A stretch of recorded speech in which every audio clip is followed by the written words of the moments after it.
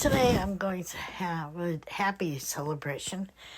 It is my parents' 73rd anniversary. Now, my mother was very different from my father. She was 11 years his junior. My father, George Chase, was born September 12th, 1915, in Atlanta, Georgia. His parents were Ruth Amanda and Charles Chase. She was a homemaker, and he was the band leader for the movie theater when they had orchestra. My mother was born April 16th, 1927, in Framingham, Mass. She was the daughter of Frank and Grace Hargraves and grew up on 70 Johnson Street.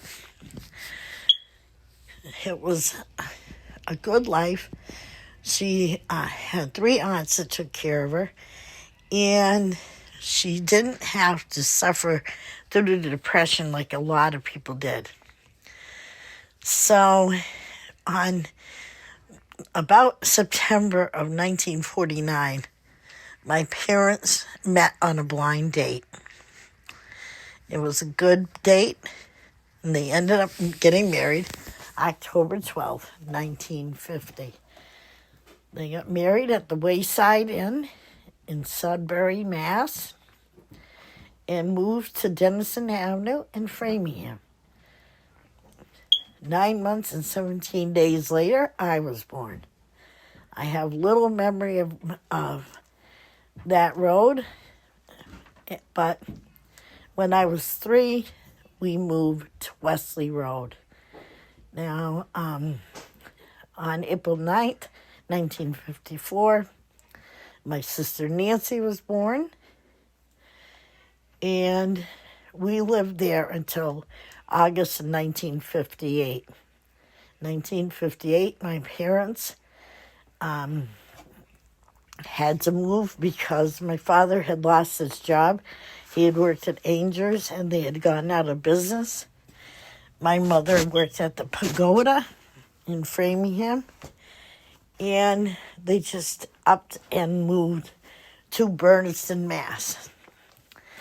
Now, my mother had a degree in engineering, but there weren't many opportunities for a woman back then, and she went to work as a legal secretary. She worked for Stanley Cummings, who later on became the district attorney, and also worked with the Franklin County Sheriff Department. She told me that there were several times she got nervous, but she told me 2 things that I still remember. One is that she got shot at while trying to serve an eviction at Lake Pleasant. And one day, while she was trying to help a girl that had been evicted out of her apartment, she was trying to help by packing the bags, and the sheriff was with her, and he's trying to carry down the items. Well, the landlord didn't want to put up with it. He threw everything the woman owned on the street. Well, my dad went to work later on for Roman Skibisky, and then got a job at the town of Greenfield as the purchasing agent and accountant. Excuse me. Time went by. Nancy and I grew up. And in 1977, my dad suffered a stroke, and they decided to move to Florida. They once again packed up their bags, moved to St. Petersburg, where my mother worked for St. Joseph's Hospital for like 16 years. And when they came back in 1995, my father had a series of other major problems, and they determined he shouldn't be driving or going home to Florida. So they moved to Stevens Street in Turner's Falls, where my father passed away on the 1st of February, 1996. My mom moved to the high-rise apartments on Congress Street in Greenfield and lived there until shortly before her death. She worked for the senior center. She worked many crafts fairs, ran bus trips. She was a very active woman. My father, on the other hand, he was very laid back, a Southern gentleman all the way through. He was an auxiliary police officer for the town of Berniston. He was also the civil defense manager for the town.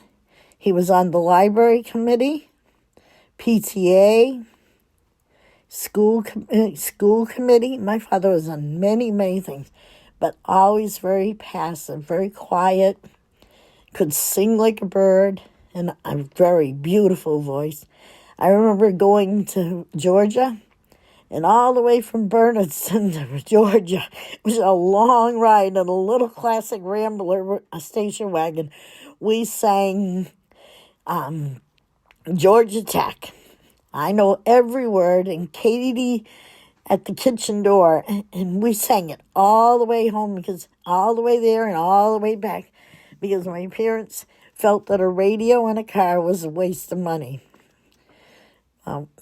They were very good people. They had lots of friends, and I just wanted people to know that this would have been their 73rd wedding anniversary.